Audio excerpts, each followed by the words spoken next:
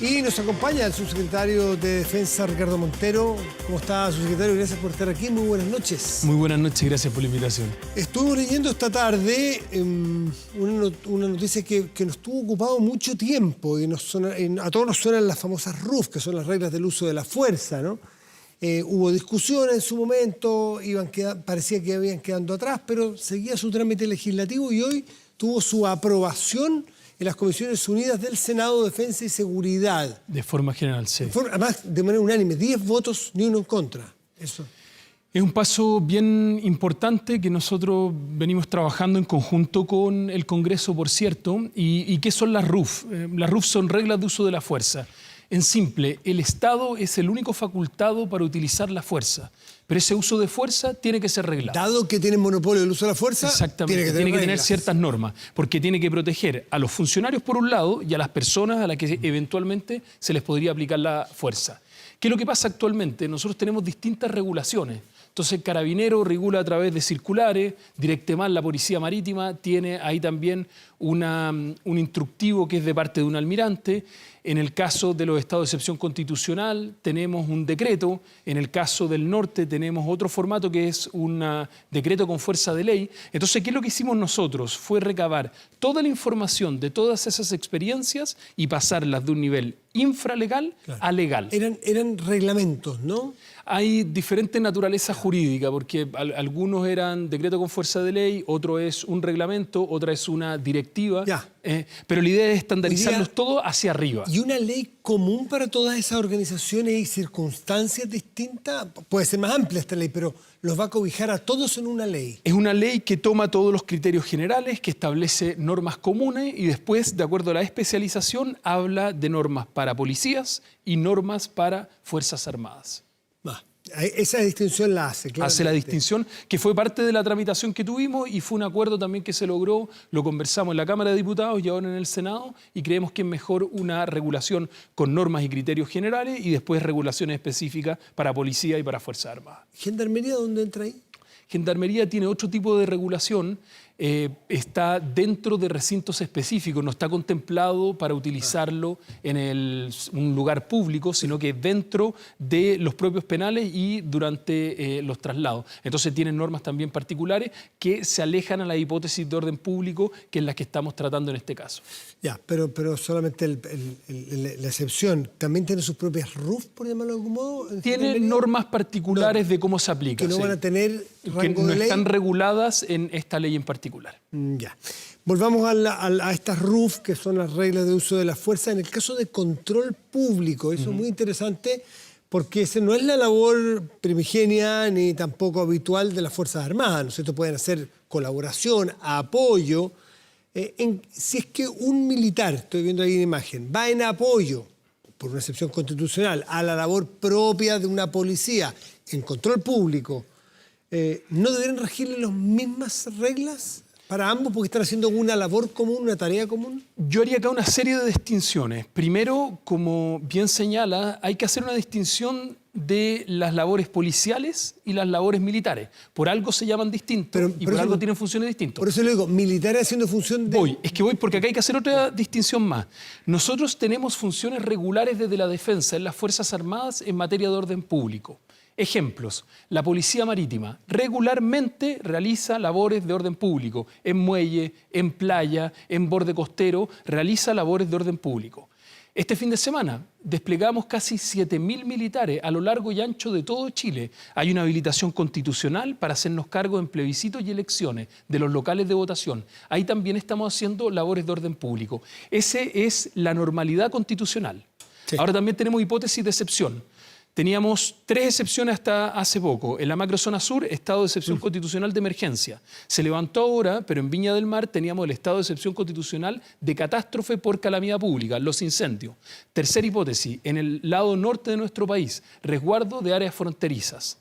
Todo eso tiene una regulación y son regulaciones en trabajos de orden público que son complementarios a las labores de las policías. Claro, ahí es el y en labor ese de trabajo policía, complementario, ¿ya? en la primera parte de la regulación de la ley, tiene criterios comunes. Pero después, como estamos viendo en algunas de las imágenes o de los fondos que están pasando, hay entrenamientos distintos, hay equipamientos distintos y hay formas de proceder distintos. Que es lo que hemos visto, por ejemplo, en despliegues más extensos, macro zona sur, que podemos hacer un excelente trabajo de apoyo a las policías desde las Fuerzas Armadas con labores complementarias. Hoy día nosotros tenemos labores de checkpoint, de algunos controles que pueden ser policías o militares, pero como regla general las labores están divididas. La primera línea que entra es policía y nosotros hacemos un resguardo. Así hemos ido funcionando y ha dado buenos resultados. Ya, o sea, hay muy distintos tipos de acción de un militar incluso dentro de las excepciones constitucionales. Exactamente. Porque cuando es normalidad ya sabemos, elecciones. O sea, así todo hay diferencias que las vemos en lo que fue en Valparaíso, Viña, el norte o el sur de nuestro país. Exactamente. Subsecretario, ¿por qué no me cuenta cómo fue dándose el trámite? Pensé que no es una ley todavía, falta que vaya a la sala del Senado. ¿Este es el segundo trámite constitucional? Sí, segundo trámite constitucional, está en las comisiones, se vio en conjunto y ahora tiene que pasar al Senado. Ya. Pero ¿por qué no me explican qué va quedando? Porque además es interesante y es buena la foto, va a salir no tan movida la foto porque hubo voto unánime, 10 votos, ¿no? No hubo votos en contra. Entonces es distinto que dicen, mire, ganó 6-4. De resultado incierto que va a pasar en la sala. Cuando llegó con tanto acuerdo, es más probable, ¿o no? Según su experiencia, de que tenga mejor resultado en la sala. Sí, no necesariamente. de todas maneras, y creo que esa tiene que ser la invitación. Esta es una ley que es compleja, no es una ley fácil, nosotros teníamos regulaciones distintas, yo creo que esta regulación que vamos a lograr al final es mejor que todas las otras. O sea, ni siquiera es el promedio de todas las otras que tenemos, sino que es una mejor regulación. Es una regulación que es orgánica. Y nos ha costado harto ponernos de acuerdo. O sea, siempre pero nos hemos puesto de acuerdo. O sea, es una gran y creo cosa. que es una gran cosa. Y es una gran cosa en materia de seguridad y en materia de defensa. No existen políticas mágicas en materia de seguridad, ni tampoco cambios radicales en materia de defensa.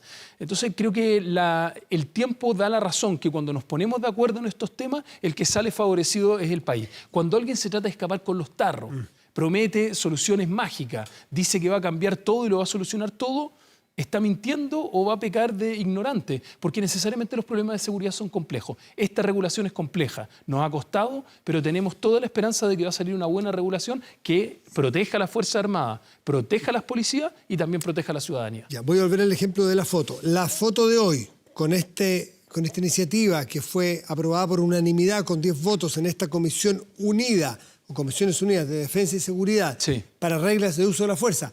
¿Qué es lo que nos muestra esta foto?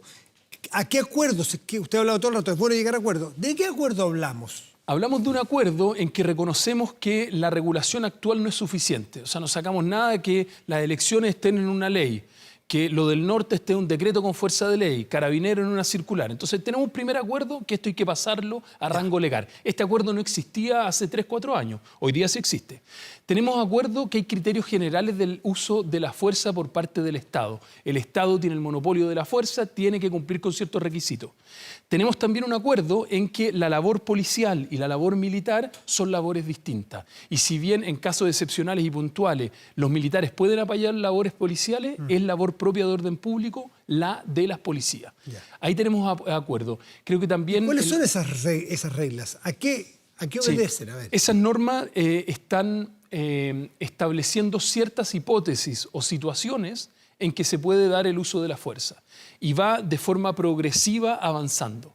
Eso no significa que tenga que pasar necesariamente en cada una de esas etapas para poder aplicar fuerza, pero sí establece cierta proporcionalidad, cierta gradualidad que permita hacer un uso eficiente, eficaz y especialmente dentro del Estado de Derecho.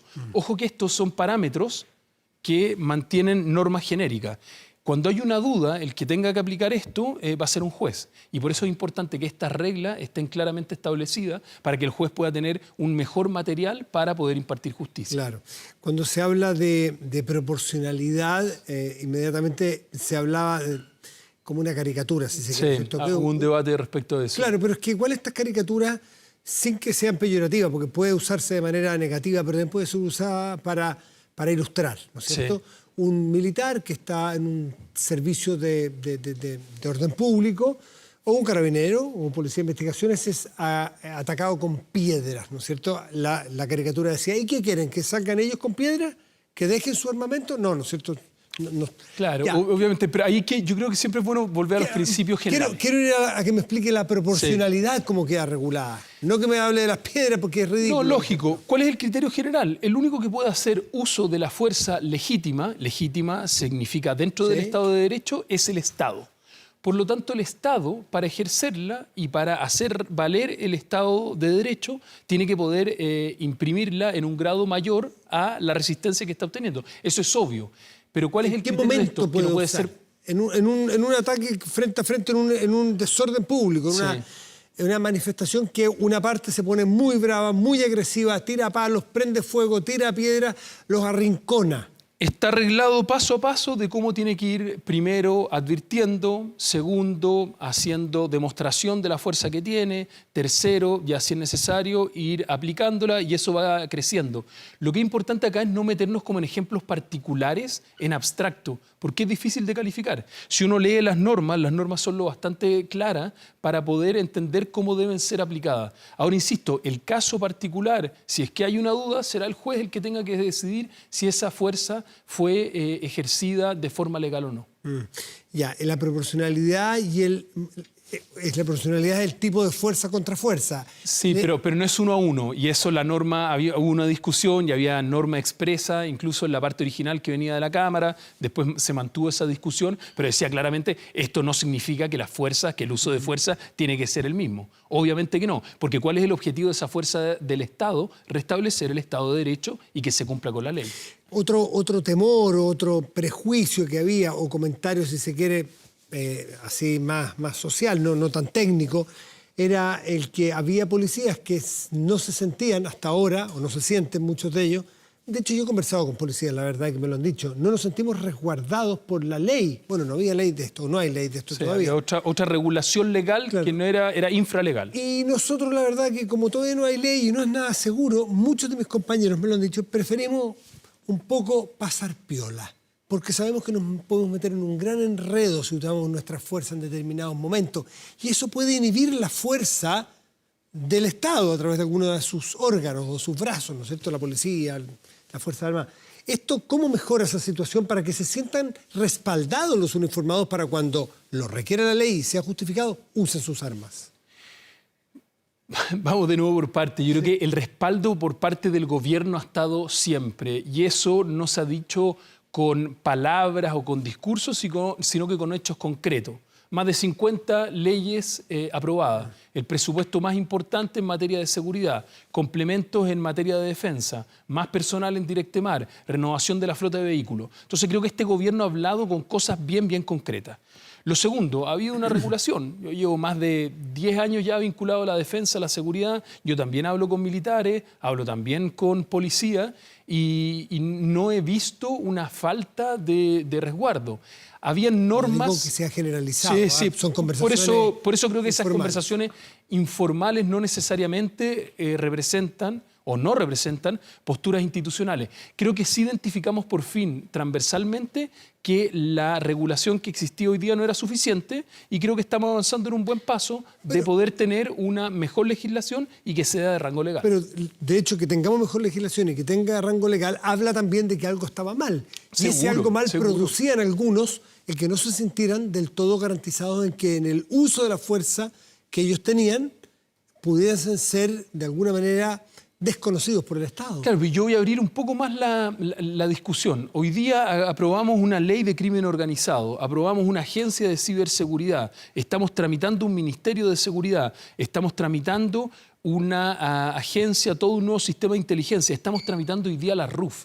Entonces creo que la conclusión que tenemos que sacar es que el Estado de Chile venía bien tarde en materia de seguridad.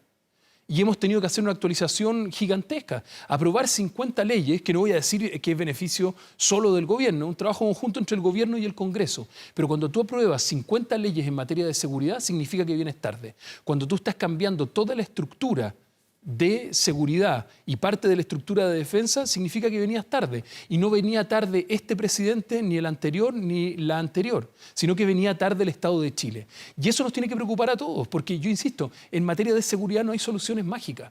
Y lo que nos toque comenzar a construir, modificar o mejorar en este gobierno, lo va a tener que continuar el siguiente gobierno. Y no sabemos si va a ser de un lado o del otro. Entonces hay un llamado a la responsabilidad, a no sacar ventajas pequeñas y a entender que estos son procesos de largo aliento. Subsecretario Montero, ¿qué relación tiene esta aprobación parcial, pero bien aspectada, de las RUF con también otro tema que se ha sonado mucho y que se han vinculado muchas veces, que son la infraestructura crítica? La declaración de infraestructura crítica, se decía que antes había que tener reglas de uso de la fuerza para poder habilitarla.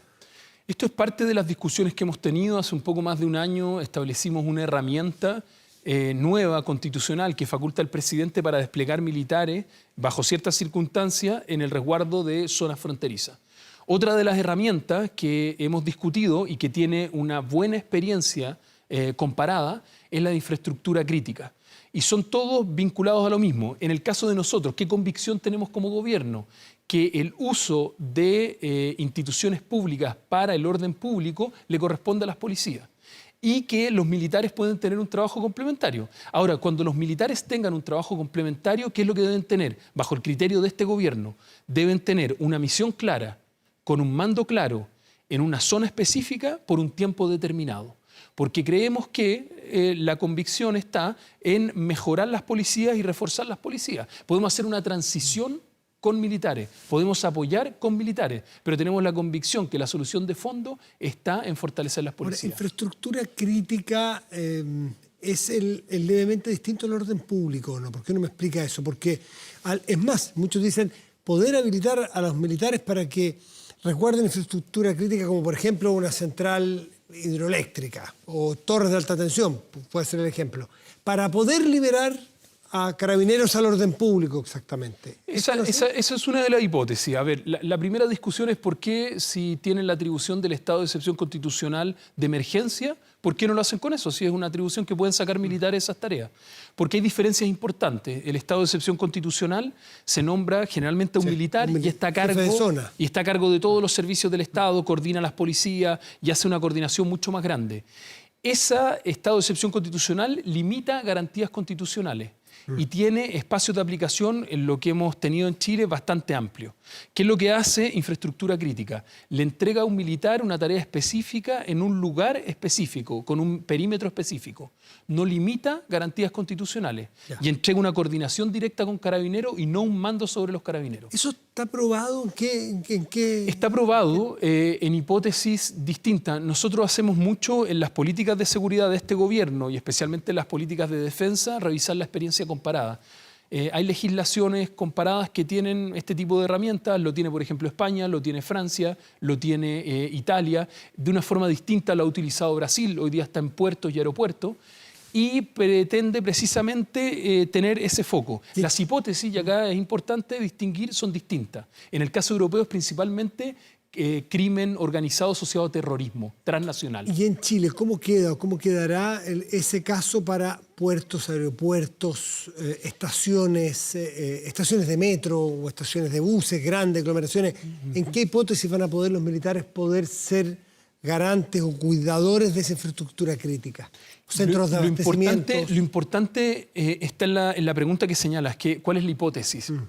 ¿Qué es lo que queremos resguardar? Entonces, la hipótesis europea es terrorismo. Cuando uno ve Francia y uno dice, el típico ejemplo que uno dice acá, pero ¿cómo alegan si en Francia están los militares en el aeropuerto? En el aeropuerto de Francia, el Charles de Gaulle, están por una amenaza terrorista. Cuando están en la Torre Eiffel, están por amenaza terrorista. Específica. Específicamente. El caso, por ejemplo, brasileño, cuando están en el aeropuerto de Sao Paulo o en el puerto de Santo, es por un resguardo de crimen transnacional. Y la hipótesis ahí es distinta. Entonces, lo primero que uno tiene que identificar es cuál es la amenaza que tiene al frente, cuál es la que quiere hacerse cargo. ¿Para Chile qué queda? Para Chile hay hipótesis de crimen organizado, que son hipótesis que hemos visto, y eventualmente algunos casos particulares de orden público. Pero la idea no es abrir una herramienta que sea un comodín para cualquier cosa. Porque acá hay un tema que es impopular decirlo, pero es verdad.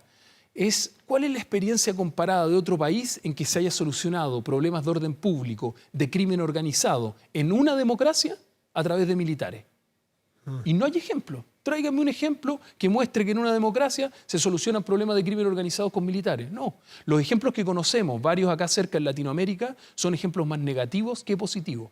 Por eso hay que ser muy responsable. ¿El caso de Bukele es policía o militares? Es una mezcla de los dos. Pero hay militares. Hay militares y hubo militares en el Congreso en el inicio, cuando sí, se tramitaron algunas medidas, hubo militares también. Entraron a la sala del Congreso los Entonces militares. hay que ver, pero hay un ejemplo que es cercano, guste o no les guste, pero ¿qué es lo que dice? Porque hay una democracia, recién reelegido, hay militares operando en ese... Lo que habría que preguntarse es si esa es la línea en la que queremos avanzar. Eso es distinto. Ustedes dicen, tráiganme un ejemplo. ¿Qué es la literatura que dice? La literatura en materia latinoamericana. ¿Qué es lo que dice respecto a la presencia de militares de forma permanente en tareas de orden público? Primero, hay una erosión democrática. Y hay revisión de bibliografía y hay casos prácticos que muestran una erosión democrática. Y segundo, hay una desprofesionalización de los militares. Uno no puede pretender darle todas las tareas de defensa a los militares y que estén a un nivel de alistamiento alto, que puedan volar F-16, que puedan salir en un buque, que puedan manejar tanques y al mismo tiempo pedirle labores de orden público de forma permanente. No, claro. Cuando son por periodos cortos, eso se puede hacer. Cuando son periodos de transición, se puede hacer. Cuando es permanente, erosiona la democracia y desprofesionaliza a los militares. Ricardo Montero, subsecretario de Defensa, muchas gracias por estar esta noche con nosotros. Muchas gracias por la invitación y siempre agradezco que podamos hablar estos temas. Sí, porque se aprende mucho, es muy ilustrativo entender porque uno lee, pero es técnico, súper técnico todo. Es técnico. Es técnico en lo militar y en lo legal. Sí, entonces, y ahí hay que ser también bien responsable porque a veces uno trata de simplificar, pero no puede simplificar tanto en que termine transformándose en otra cosa. Aquí hay espacio para conversar, por eso se agradece. Volveremos entonces. Gracias.